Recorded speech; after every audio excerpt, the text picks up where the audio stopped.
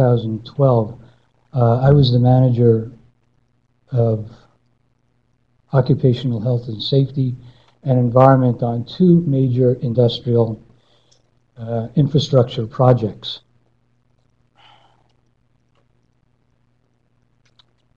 One was building the a dam and power project in an island in the South Pacific, and the other was for an open pit metal mine in the African Sahel Desert.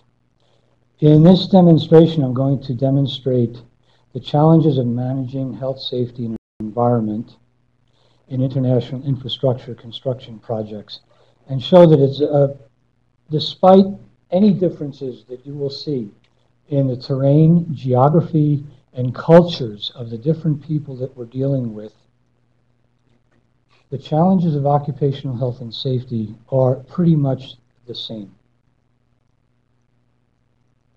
The company I worked for was a Chinese construction company which ranks in the top 25 in the world, and the supervising engineers were from Western-based companies. Now, it's pretty well known that Chinese construction contractors are being increasingly engaged to build infrastructure projects throughout the underdeveloped world. While my discussion concentrates on Chinese contractors, I believe the concepts I'm presenting today will also be applicable in some measure to contractors from other countries such as India and Korea. There are several reasons why Chinese construction companies win contracts, major contracts, to build these infrastructure projects. Perhaps the best known is that the Chinese are typically are able to undercut any other international business in terms of labor and equipment costs. A second, perhaps, but perhaps less well-known reason is that China typically offers favorable loan conditions to underdeveloped countries. China is also seen by many third world countries as a non-threatening development partner because they have no legacy of colonialism. Chinese construction companies also have a long history of constructing mega projects, and one need only think of the projects like the Three Gorges Dam and their internal high-speed rail system to appreciate that they have vast experience in major projects. And finally, Chinese construction and management workers are well known for their hard work and stability on a project. In spite of rugged living conditions and long distance from their countries, Chinese construction workers only take 1 month holiday per year. Now, finally, as part of this introduction, the Chinese construction, to be blunt, many owners and supervising engineers in the West are wary of Chinese construction companies due to fears about their industrial hygiene, safety, and environmental track records. Western-trained construction people often scoff at typical Chinese methods of putting up, for example, bamboo scaffolding and easily thrown together and torn down pipe scaffoldings. So today I'm going to try to examine some of the myths and facts concerning these biases. I was hired on both projects well after they started cutting roads and laying concrete. So there are many predetermined aspects of occupational health and safety that my safety department was incapable of correcting. We had to live with what we were living with and try the best we could in the circumstances which you will see in the slides. But what is most important in this kind of context is not the owner, the supervising engineers, nor the company that I work for had particularly effective health and safety programs. The programs that they had on paper were not effective either because they were not applied or because they did not take account of the specific cultural characteristics of each contractor on site. Try to bear that in mind throughout this discussion about cultural differences and how to solve them.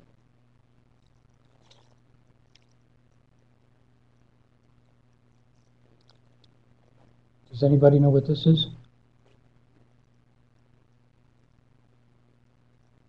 Okay, just so you know, it's a water tank.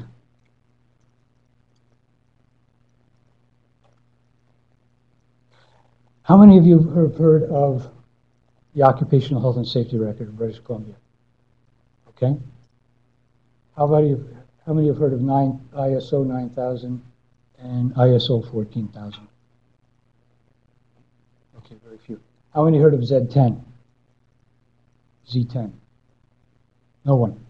We don't often talk about safety management systems in our training and in our education, formal or otherwise. We consider this to be a big missing link in how we approach occupational health and safety and the practice of industrial hygiene. One thing I want to tell you is that ISO 9000 quality management and 14000 environmental management, two different standards within the ISO system. Z10 is entirely compatible with both systems in the ISO and is less confusing than referring back and forth to different standards. In today's discussion, I'm going to cover off the following points. The most important clauses of Z10, the construction, characteristics, people, and environment of each project, concentrating on the South Pacific, hazard and risk assessment, OHS management systems characteristics on international projects, the cultures which preform each party's thinking, and recommendations for our profession. My basic premise is that management commitment, prevention planning to prevent fatalities, serious injuries, occupational diseases, and loss of equipment must be in place prior to a single road being cut or a slab of concrete being poured.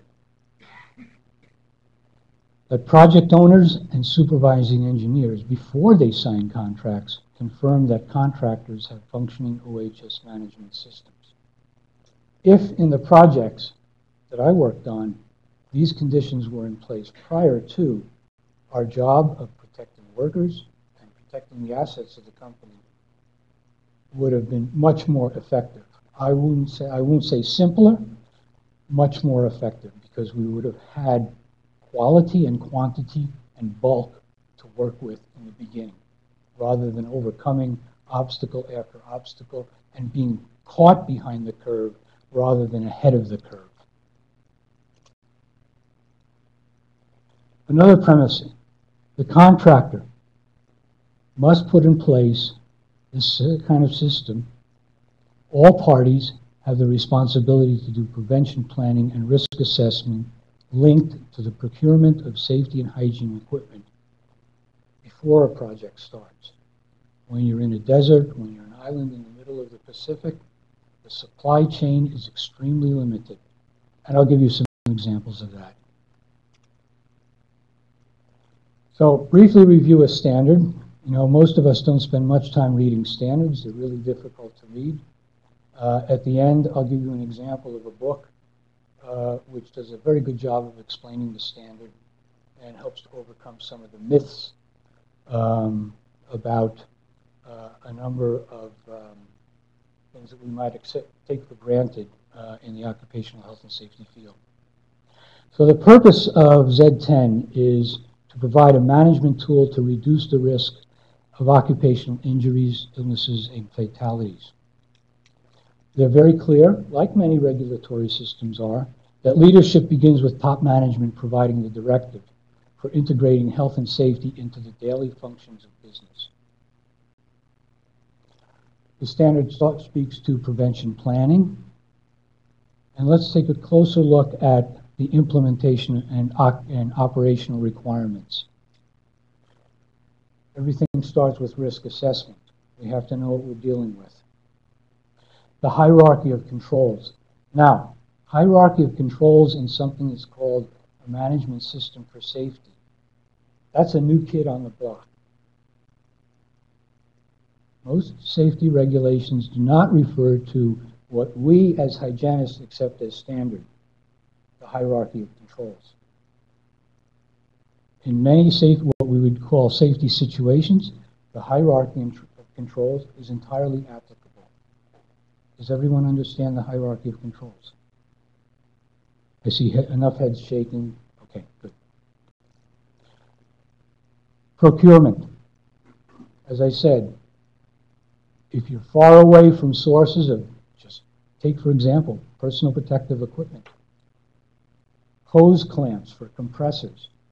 Sometimes they're damnably hard, they're very difficult to find in these countries, and I'll give some examples of that. Here is a simplified worksite management structure on international infrastructure construction projects. The owners are typically state-owned or private companies who are investing. The owner leads the project, establishes construction priorities in alliance with the supervising engineer and the contractors. The supervising engineer typically does oversee design, construction, schedule, and quality control. They typically have as their personnel professional engineers, and they expect the contractor to conform to Western thinking, standards, and practices. And therein lies the nut of many problems. They expect someone who is not used to Western standards and practices to fall into line, bang, bang, bang, like that. So the interplay between the parties is very often interrupted because the communication does not take place and the standards and practices are not set in advance. On the project in which I worked, the Chinese contractors were divided into essentially three groups.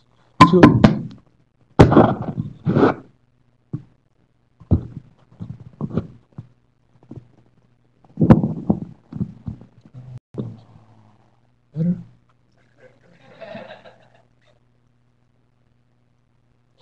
The Chinese contractors were divided into two groups responsible for concrete mixing, formwork, and road work. They were operating in completely different areas, including welders, laborers, electricians, and one group of highly skilled tradesmen.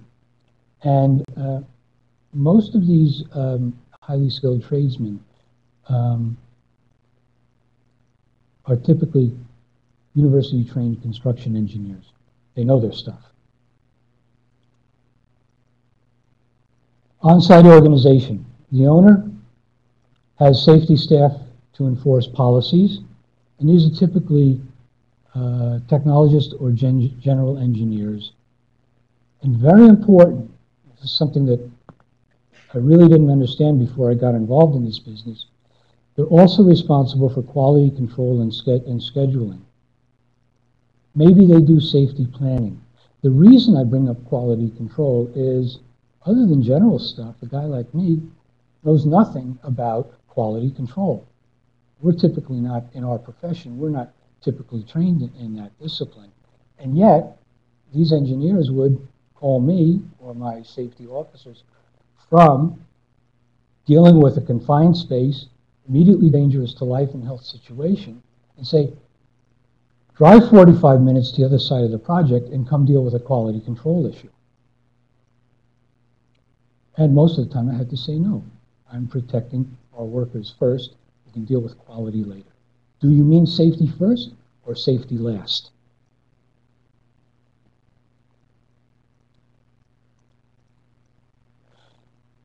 In my experience on these projects, the characteristics of Western OHS management systems are the following. Safety supervisors are not certified to CSP or CAH levels. They typically only possess a NEBOSH, which is a British standard, and that would be the equivalent of a construction safety officer on British Columbia's work sites. So they can do lots of safety work, but their trained level is not to a standard of professionalism.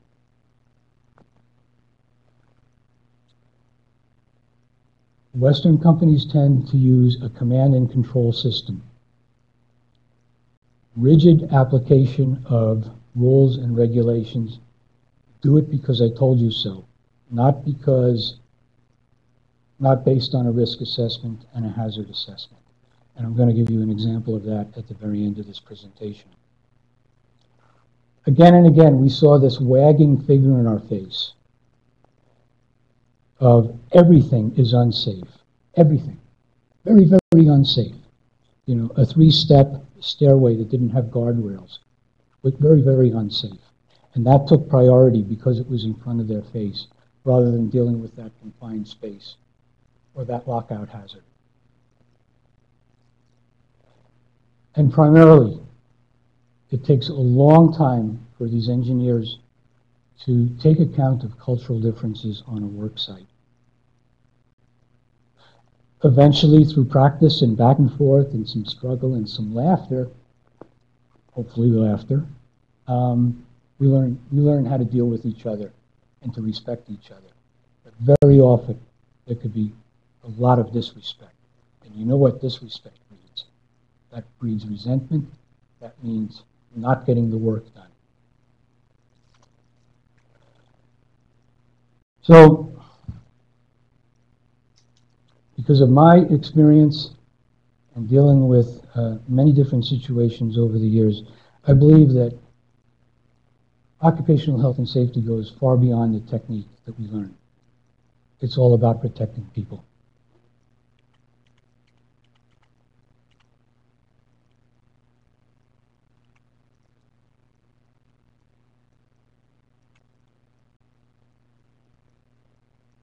Organization of on-site HSE.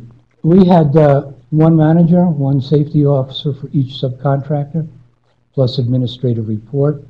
I reported to the project manager, and I'm happy to say that the project managers that I dealt with, although they knew very little about occupational health and safety, said, look, we hired you, a guy from a Western country with this level of experience, and we ask only one thing of you. Do the job to the best of your ability, and we will take your instructions because you know a lot more about this stuff than we do. You can't ask more than that. So I found myself in a very fortunate position vis-a-vis the company, my company that I was working with. Therefore, strategic planning, education, and coordination of work groups was our first priority. We wanted to find out what was going to kill people. And it's not going to be falling off those 3 steps. We used enforcement where necessary. Fortunately, if you talk to any Chinese worker, when you ask them about health and safety, what's the basic rule? They say it in simple language. Don't hurt yourself, don't hurt others, don't let others hurt you. Now, that's not regulatory language. That's stuff that comes from the heart. And every Chinese worker on the sites that I worked on knew that by heart, and that's the way they behaved. And they also taught that to the local workers who typically did not have any industrial experience. However, there's a negative side to this. They also felt that the safety department was responsible for safety. They felt that if the safety department was not there and didn't see a violation, it was okay to do the work in violation of safe work procedure. So we have these strange contradictions going on that really we had to overcome and fight about. Improvisation. The Chinese workers were excellent at improvising. Baling wire is one of their greatest tools. They love it. They love to weld rebar together to make guardrails. But I'll tell you what, finding a clamp this simple on that island took 3 months to get it because they had to be ordered from abroad.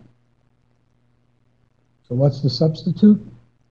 Well, let's do a better job than this. Let's put some better hoses on, or cut the cracks off, and then wrap it up.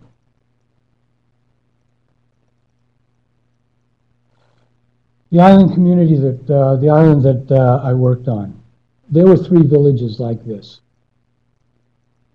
Grass huts, that's the way they live in the mountains, and that's the way they'll be living for a long time. Local laborers were typically rural poor, semi-literate, and it was their first industrial jobs. We also had, you know, it's not as backward as it sounds, or as this picture might lead you to think. There were plenty of experienced tradesmen, such as welders and drivers.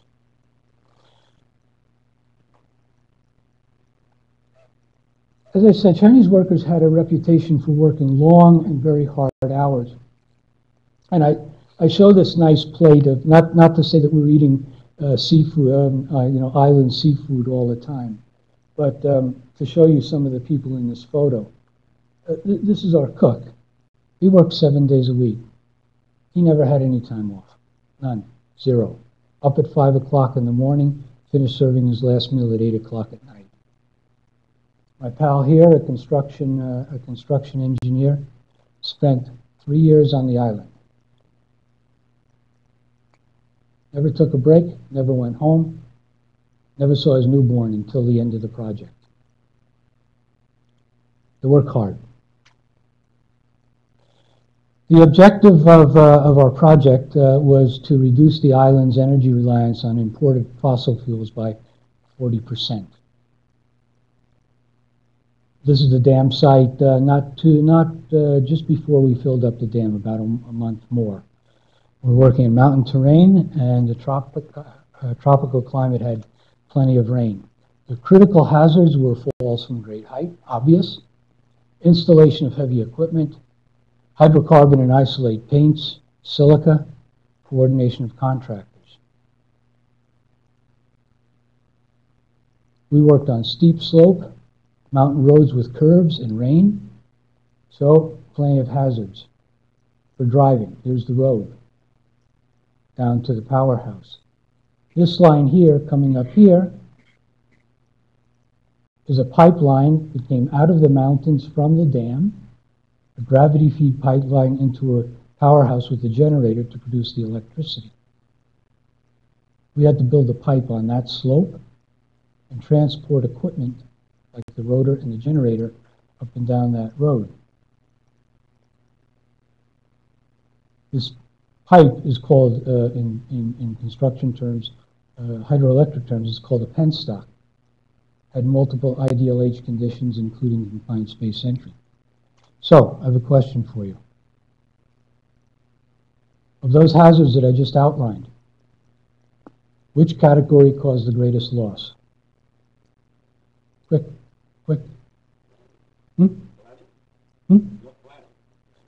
Okay, that's kind of a root cause, but which of these conditions, which of these hazards? Number 5.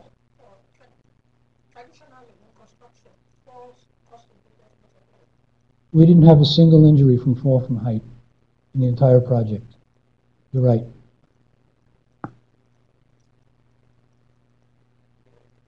We lost 2 people. One Chinese contractor, an experienced man, 53 years of age, driving heavy equipment. Local driver, we lost him too. Okay, I want to go into this quickly. Concrete tankers. The concrete dust was picked up from the Capitol and driven 5 hours overnight. About 6 o'clock in the morning, they would hit a steep uphill road and have to drive for 3 hours. The week I arrived on project, the 5th concrete tanker had gone off the road like that. This was the 5th. We were very lucky. They were wearing seat belts. Every one of those drivers, I don't know how it happened, they walked away. They climbed down and they walked uphill and alerted another driver. This is the other one I referred to, the 53-year-old guy, plenty of experience. He was in the wrong gear going downhill. When his front end loader started to speed up, and he knew eventually he was going to hit a hairpin turn and go over, he rammed into the slope side. He wasn't wearing a seatbelt. His head bounced off the windshield twice, and he died of brain injuries. The accident would have happened regardless, because he was in the wrong gear. But he died because he wasn't wearing the seatbelt.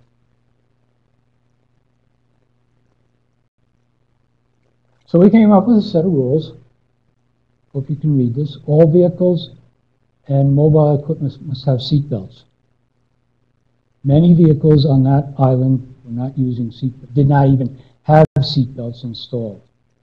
Drivers and passengers must wear seatbelts. Employees only in heavy trucks and equipment. We had a huge problem. Local people were used to hitching a ride in company vehicles. The bus, which ran on a road that we built, and it only started the year before, the bus only came up the road, up and down the road once a day. It was normal courtesy to give people rides in trucks. We couldn't take on non-workers because now we're liable, if there's an accident, we're liable for civilian deaths. And when I say civilian, I mean people who are not working for the company. When we put that, my safety department put that rule into effect and started to enforce it, we actually had sabotage of tires of our trucks. Certain people were resentful against our company for doing that, for protecting them. We solved that problem. I'll tell you about that in a bit. And watch your excessive speed on curves. So to solve some of the problems, we, of course, did a lot of education and enforcement. And it actually turned out that one of the managers of one of our work groups was always giving rides in the box of his pickup truck to local people and his own workers. We had a senior manager of our company who refused to accept some safety rules. Why? He was a manager. He wanted to get people back and forth to work faster. We solved that problem. Money. We took money out of his pocket. The way we solved the sabotage problem is in that country, there are, in fact, two systems of law. In fact, one is a remnant, one is a Western, typical Western set of laws that came from their colonial legacy, and which is now the official law. But traditional law, especially in these mountain communities, is chief-based. There is a chief, a hereditary chief. So we just went to a meeting of the hereditary chief with all the village advisors, spoke to the problem, and the chief said, let it be so. No one will ride in the box of pickup trucks. Let it be so. And by the way, this company is employing our people. Stop sabotaging. Problem solved overnight.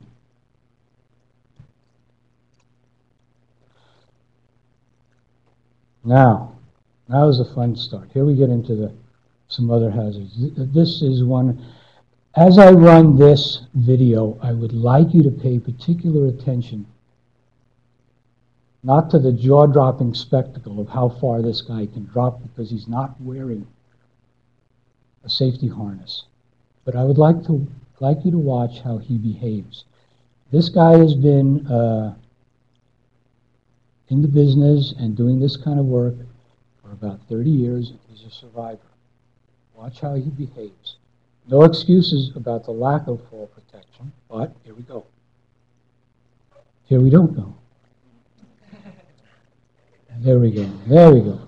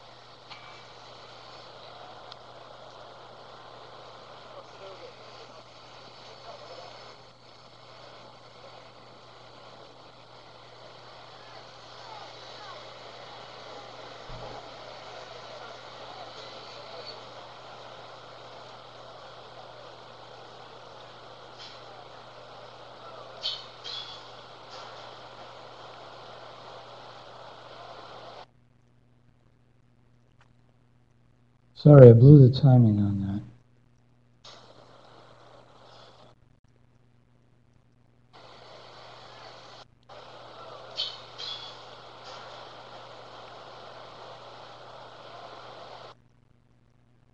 I have an important point to make here. We're talking about safety management systems. Worker, direct supervisor with a radio. This is called permissive behavior. The supervisor is letting him get away with this. The safety department, well in advance, said, fall protection.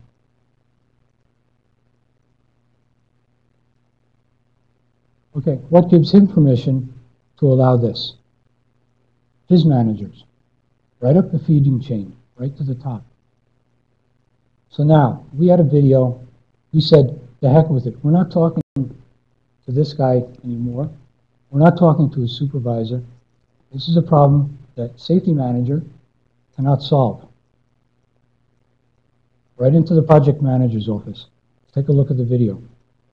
Okay, I got it. 2 hours later, a meeting with the senior manager of the construction workers. 2 things are said in that meeting. You will follow the instructions that Mr. Svirchev gives you. Without hesitation, you will follow Mr. Svirchev's instructions. Number 2, if you don't, career threatening. You will not manage another project. Because we have the evidence here. So, some things the safety department can solve, a lot of patient work, and other things we can't. Then it goes into another domain. We have to mix concrete to build a dam. This truck is currently being loaded. Right behind that truck is a place where cement dust is manually loaded into a system that drives it up through this tower, water is added, and then put into the concrete mixer, which then goes downhill to the powerhouse. You're going to see in the next slide that there was manual handling, and a lack of engineered point source ventilation controls.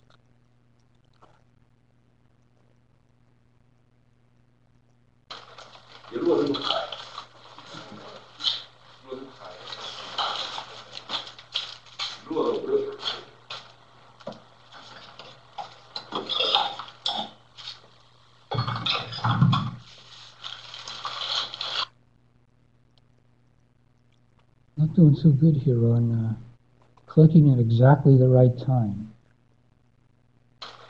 I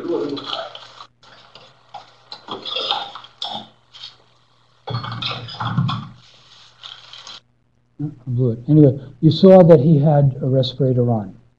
Let's take a look at the respirator that he had. Now, number 1, facial configuration of the Chinese workers is completely different from local population. Number 2, the respirator was made out of hard plastic. And when I say hard plastic, I mean hard. This fit nobody's face, but it was being sold. And it was the only one we could get at that time, locally bought. Why were ineffective respirators there? Well, it turns out that the government had a 49% import duty on safety equipment. Now, that's nothing we can change. And we couldn't change the configuration of that batch plant either.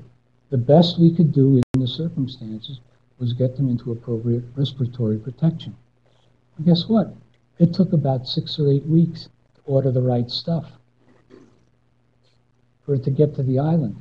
And then we had to go through complex importation duties. So, you know, on projects like this, I see plenty of opportunity. Professional hygienists are required to pre-plan and solve respiratory protection issues, but also a company, contractor, and the people who have asked them to come do the job, the supervising engineers, they need the help to do that as well.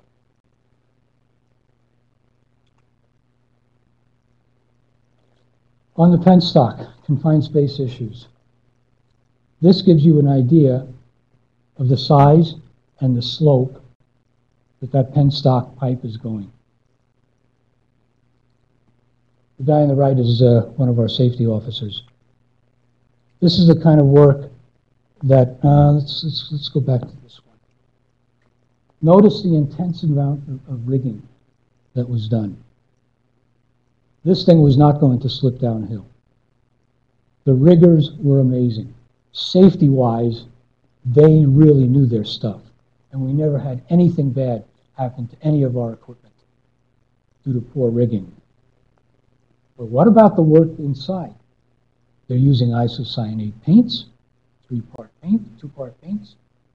They're working off a cart on a rail that could easily slip downhill. It never did. And they're also welding inside. Prior to that steep slope going in, a number of workers, such as this gentleman, very experienced, said, look, we have a major pressure differential between top and bottom. In our experience, we'll always have plenty of ventilation flow because of that difference in altitude and a presumed pressure differential. And I started scratching my head, and I don't believe it, or I want to test it out. So, grabbed a handy anemometer. Can you guess how much flow there was?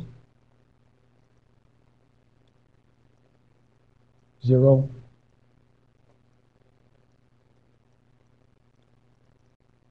So, to call up an old Chinese folk saying, no investigation, no right to speak.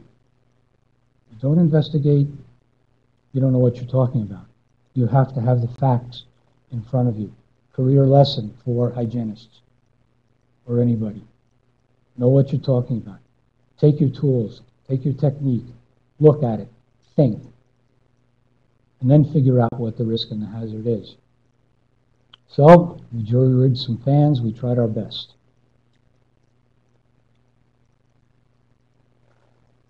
I'm going to switch now to the Sahel Desert of Africa.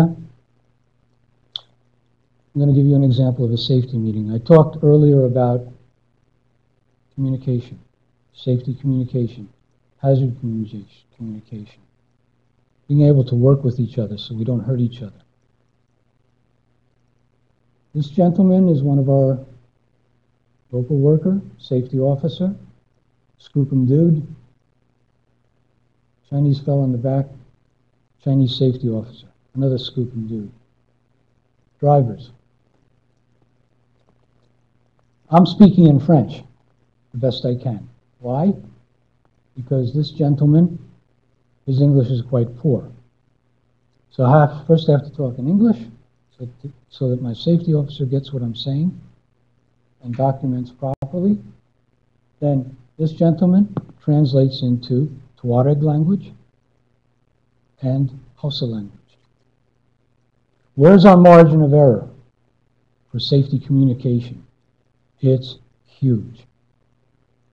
Ladies and gentlemen, facts of life on a project like this. We have to do the best that we can. The content of our talk was, you're driving new equipment. You just got 16 brand new dump trucks from China. We've looked at the safety features. They're ready to go on the road. Slow speed is essential. Gentlemen, you have been driving, these gentlemen here, gentlemen, you have been driving old, dilapidated trucks for years. You get into this new truck, you will want to speed. You're going to want to test it. You're going to want to have fun. And you're out in the middle of the desert and nobody's going to be watching. Don't do it. Because we've got 4 languages in this room, we repeated that message to them endlessly. Exercise caution until you know the limitations of the truck. 2 days later, how do you flip a dump truck in the desert on absolutely flat terrain? Anybody have an answer?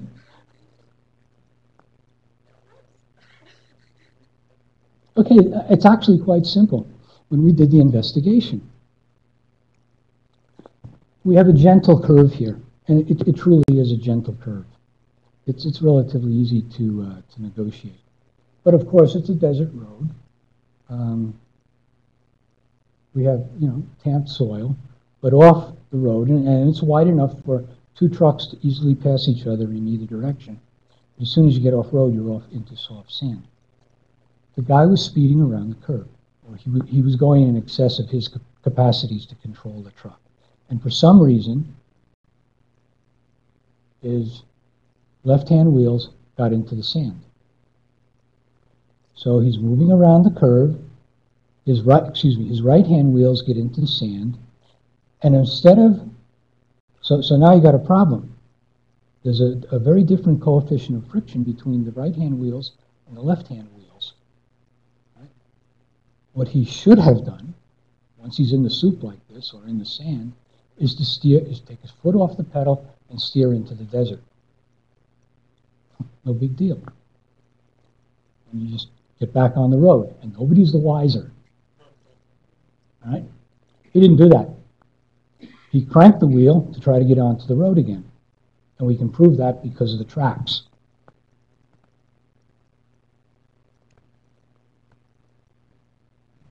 The rod assembly broke, flipped, over he goes.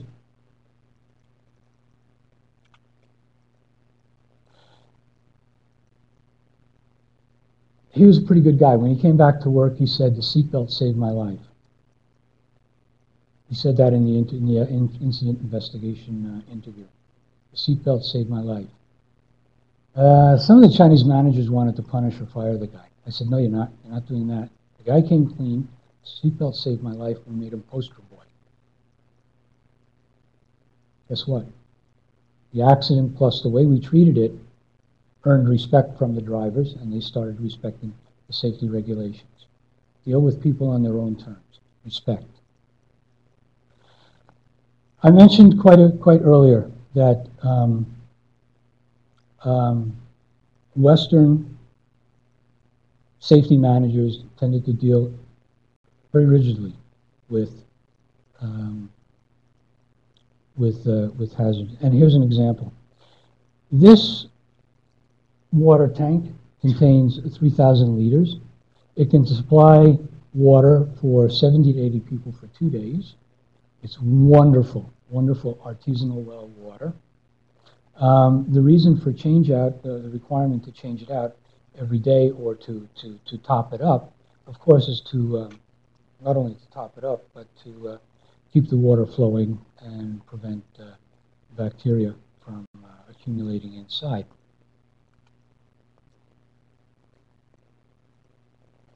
Our water truck broke down one day. Now, this is a hygiene issue, a safe water supply. But our water truck broke down and we couldn't top it up. The supervising engineer's safety officer shut us down. Not because of the risk, not because of the hazard, but because we violated the regulation to top it up every day. So we said, wait a second. It's clean water. There's plenty there for a lot of people. And there's no more than 5 or 6 people working in this place. There's no hazard.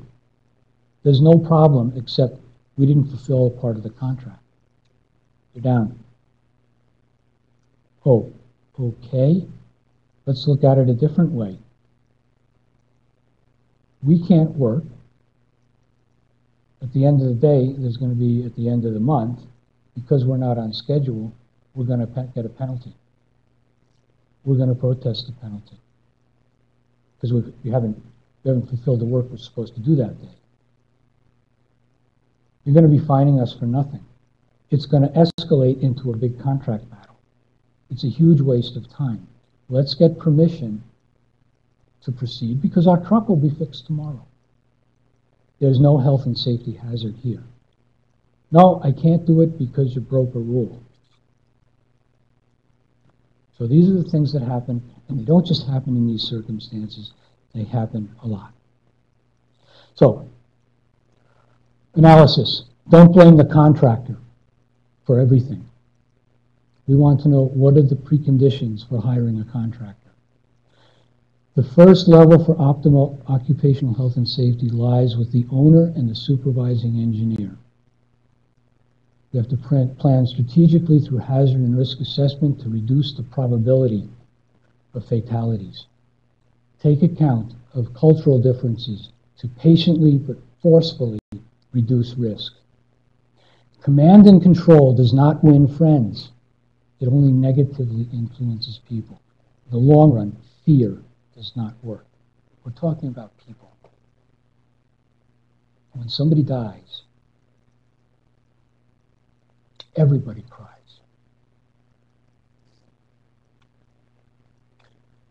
To prevent serious injuries and occupational disease, we need a safety management system prior to a single road being cut or a slab of concrete being poured. There are appropriate standards out there. Z10 is superior. Project owners and supervising engineers must confirm that contractors have functioning systems before signing contracts. Then the probability of getting into the kinds of soup that I outlined here are much less. And I see nothing but opportunity for people like people in this room and the people that are listening online. Professionally trained safety and industrial hygiene people are essential to protect lives and the business integrity of projects. In closing, I want to say that I've never appreciated life as much as I got into shelter 1 minute after the sandstorm hit. They hit about every 2 or 3 or 4 days in the desert, and there's something weird. It rains like crazy right after the sandstorm hits. Thanks for your attention. My email is at the bottom. I'm showing a picture of the standard, and Advanced Safety Management by Fred Manuele is an excellent book if you want to pursue this topic. Questions, please.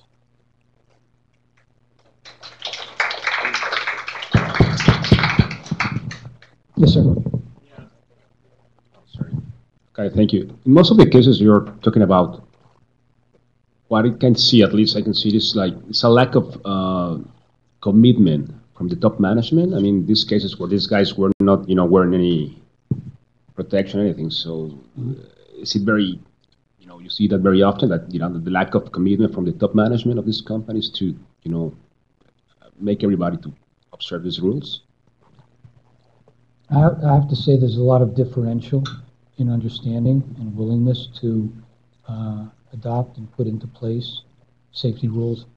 Some managers were great once we pointed out, hey, this is what we have to do, blah, blah, blah. And they would say, yeah, you're right. Okay, let me figure it out. Because I have a problem. We've never done it this way before.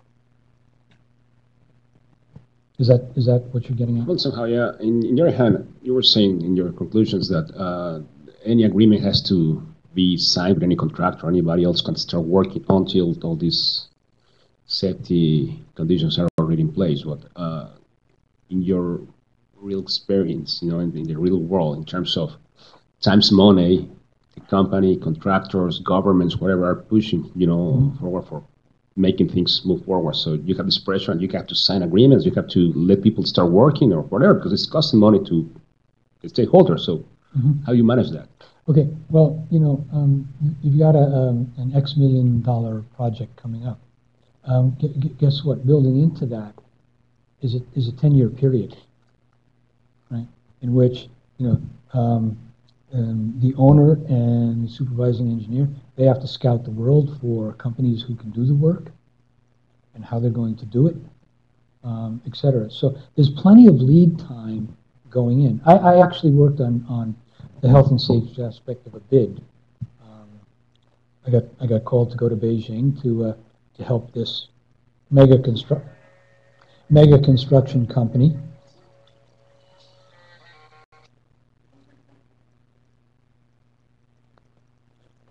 And the company that we actually had to put like 2 international consultants and 4 Chinese experts from this particular company on 14 hours a day working for a month in order to design a health and safety program to bid for the contract. So the 2 companies that, the 2 projects I worked on, I'm telling you that wasn't done.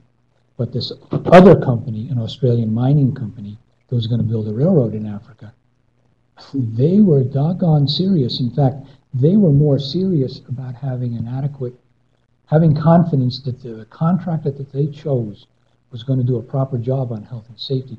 They were almost more serious about that than money. Hang on one second, Wally. One question we had was, can you clarify which island you were talking about in China with the hydroelectric project? Clarify. Which island that was? No, I'm not going to give away names. You were not at liberty to speak. I'm okay. not at liberty to speak. That's great. That's fine. We just weren't sure if it wasn't in China. It was in the South Pacific. Okay. This is an independent country. Got it. Okay. And then another question from an online listener is, are you aware of any industrial hygiene training programs in Chinese universities to have locally sourced industrial hygienists? No, but if the person making the inquiry wants to contact me, I'll tell them what I know or maybe some contacts. Off the top, no, I don't. But I can tell you there are Chinese certified industrial hygienists in China. So I agree with you that you don't want to use regulations as a stick to force people to consider health and safety. But in your talk, you did not even make any reference to local health and safety regulations, because if there are at least some local health and safety regulations from the government of the area, the companies will be at least forced to put something in place to protect, like the guy that's working on at that height without any. So Right. Let me address that. I didn't mention that except to briefly say in the beginning of the talk that government regulators in regulation systems in the countries I talked about are pretty slim to non-existent. On the island, there is a government health and safety department. We were assigned one engineer, one very well trained and highly competent engineer, to come visit our site. He mainly came up when there were worker complaints.